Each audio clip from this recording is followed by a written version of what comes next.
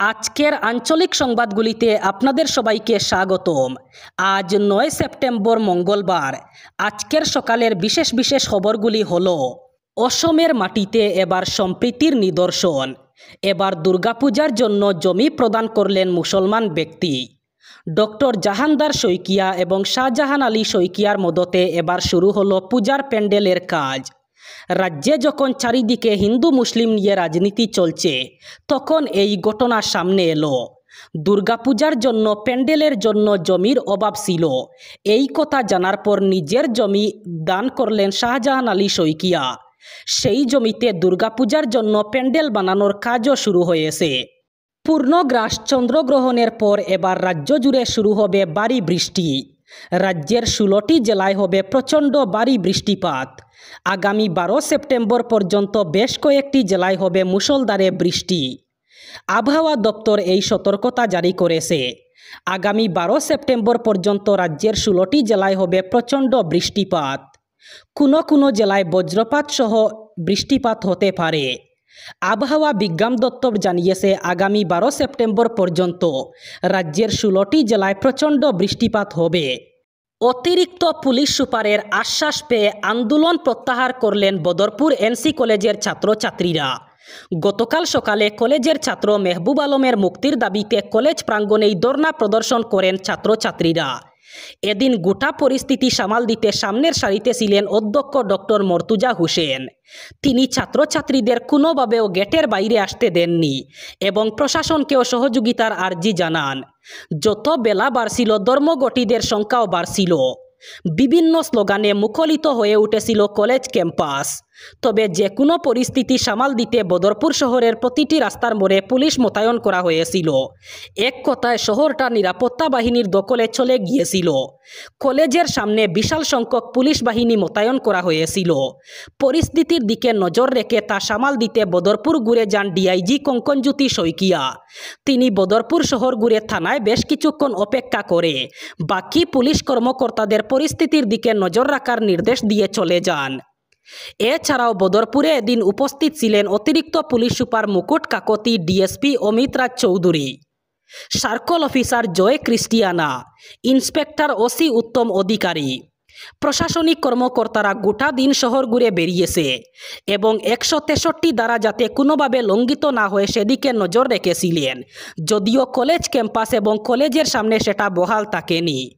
এদিকে ছাত্রছাত্রীরা শনিবার পুলিশ কর্তৃপক্ষ ছাত্রছাত্রীদের উপর অমানবিক লাঠিচার্জ, কলেজ শিক্ষকের অবমাননা এবং একজন কলেজ ছাত্রকে জেলে পুরে দেওয়ার ঘটনার প্রতিবাদে স্লোগান দিতে থাকে। তাদের হাতে বিভিন্ন ছবি এবং প্লেকার্ড ছিল। এদিকে অতিরিক্ত পুলিশ সুপার মুকুট কাকতি ছাত্র মেহবুব আলমকে মুক্তি দেওয়ার ব্যবস্থা দেবেন বলে আশ্বাস দেন। এরপর বিকেল 3:30 নাগাদ ছাত্রছাত্রীরা ধর্মঘট প্রত্যাহার করেন। প্রধানমন্ত্রী নরেন্দ্র মোদীর আগামী 13 সেপ্টেম্বর মণিপুর সফরকে ঘিরে রাজনৈতিক উত্তেজনা তীব্র আকার ধারণ করেছে। সফরকে কেন্দ্র করে কংগ্রেস কড়া সমালোচনা করে একে অপমানজনক এবং অসত্যর আখ্যা দিয়েছে। কংগ্রেসের সাধারণ সম্পাদক জয়রাম রমেশ বলেন, প্রধানমন্ত্রী মাত্র 3 ঘন্টার জন্য মণিপুরে অবস্থান করবেন, যা রাজ্যের মানুষের প্রতি তার উদাসীনতা এবং অসংবেদনশীলতার পরিচয়। তিনি এক স্যান্ডেলে লিখেন, প্রধানমন্ত্রীর মণিপুর সফর নিয়ে তার অনুগামীরা অনেক প্রশংসা করছেন, কিন্তু বাস্তবে দেখা যাচ্ছে তিনি মাত্র 3 ঘন্টা, মাত্র 3 ঘন্টা মণিপুরে থাকবেন। এত কম সময়ে উনি আদৌ কী করতে পারেন? জয়রাম রমেশ বলেন, মণিপুরবাসী 29 মাস ধরে প্রধানমন্ত্রীকে দেখার অপেক্ষায় আছেন। এই সফর আসলে রাজ্যের জনগণের প্রতি এক চরম অবহেলা এবং অসম্মানের প্রতিচ্ছবি।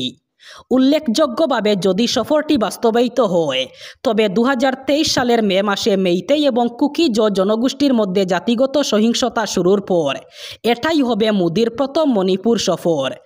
ওই সংঘর্ষে 260 জনেরও বেশি মানুষ প্রাণ হারান এবং হাজার হাজার মানুষ নিজেদের বাড়িঘর ছেড়ে পালাতে বাধ্য হন।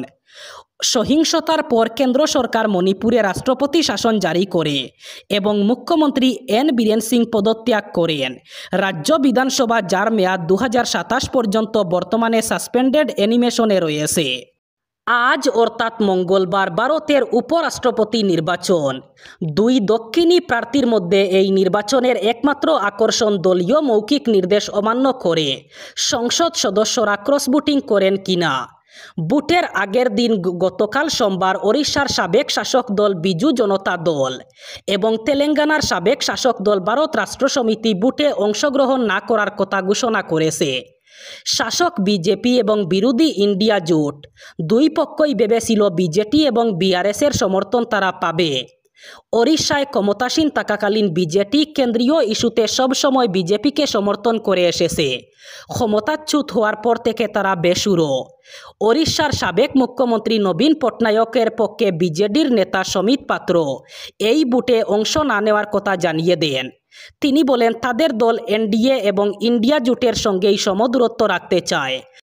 এবার অসমে শুরু হবে এসআইআর প্রক্রিয়া। এসআইআর অর্থাৎ স্পেশাল ইন্টেন্সিভ রিভিশন অথবা ভোটার তালিকার বিশেষ নিবিড় সংশোধন।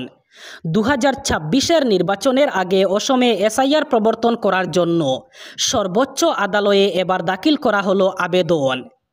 এবার বিহারের ধাঁচে অসমেও শুরু হবে এসআইআর প্রক্রিয়া। নাম কাটা যেতে পারে লক্ষ লক্ষ ভোটারের। বিহারের মতোই এবার অসমে শুরু হবে এসআইআর প্রক্রিয়া। উল্লেখ্য, কিছুদিন আগে এসআইআর শুরু হয়েছিল বিহারে। সেখানে ভোটার তালিকার বিশেষ নিবিড় সংশোধনের মাধ্যমে 65 লক্ষ মানুষের নাম ভোটার তালিকা থেকে নাম বাদ পড়ে। এরপরেই দেশে বিতর্কের কেন্দ্রবিন্দুতে ছিল এসআইআর। এক হৃদয় বিদারক ঘটনা।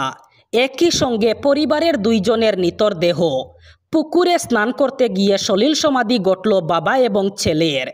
মর্মান্তিক ঘটনাটি সংঘটিত হয়েছে রাজ্যের শিপাজারের সেনাপতি পাড়ায়। 5 বছরের ছেলে কৃষ্টিমান সাহারিয়াকে নিয়ে পুকুরে স্নান করতে যান ধীরাজ সাহারিয়া, কিন্তু পুকুর থেকে আর গড়ে ফেরা হয়নি তাদের। ধীরাজ পেশায় একজন শিক্ষক ছিলেন। এমন ঘটনায় গোটা এলাকায় শোকের ছায়া নেমে আসে। জানা যায় 5 বছরের ছেলে কৃষ্টিমান সাহারিয়াকে নিয়ে পুকুরে স্নান করতে যান ধীরাজ। এবার বরাক উপত্যকার 3 জেলার আজকের আবহাওয়ার খবর। আজ 9 সেপ্টেম্বর মঙ্গলবার বরাক উপত্যকার 3 জেলায় হালকা বৃষ্টিপাতের সম্ভাবনা। আজ শিলচর কাছাড়ে সর্বোচ্চ তাপমাত্রা থাকবে 32 ডিগ্রি সেলসিয়াস এবং সর্বনিম্ন তাপমাত্রা থাকবে 26 ডিগ্রি সেলসিয়াস। শ্রীভূমি করিমগঞ্জে আজ সর্বোচ্চ তাপমাত্রা থাকবে 32 ডিগ্রি সেলসিয়াস এবং সর্বনিম্ন তাপমাত্রা থাকবে 26 ডিগ্রি সেলসিয়াস। হাইলাকান্দি জেলায়ও আজ সর্বোচ্চ তাপমাত্রা থাকবে 32 ডিগ্রি সেলসিয়াস এবং সর্বনিম্ন তাপমাত্রা থাকবে 26 ডিগ্রি সেলসিয়াস। আজ বরাক উপত্যকার 3 জেলায় হালকা বৃষ্টিপাতের সম্ভাবনা। এই ছিল আজকের সকালের গুরুত্বপূর্ণ খবরগুলি। ভিডিওটি অবশ্যই লাইক করবেন এবং চ্যানেলটি সাবস্ক্রাইব করবেন।